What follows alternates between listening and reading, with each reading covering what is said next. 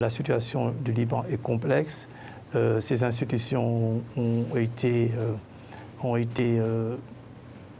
affectées par l'histoire récente de ce pays.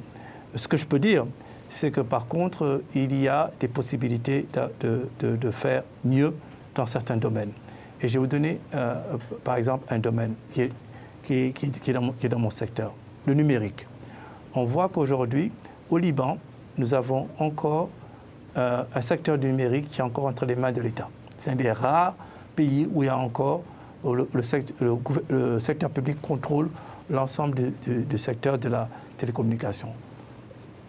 Et, une des conséquences, c'est que quand on compare le Liban aux pays voisins, on a un coût de la communication qui est 7 fois plus élevé que les pays voisins. On a un taux de pénétration qui est beaucoup plus bas que les autres pays. On a un coût de l'Internet qui est beaucoup plus élevé. Imaginez-vous avec les ressources humaines que le Liban a, avec la diaspora que le Liban a, avec le dynamisme qu'on connaît de son secteur privé.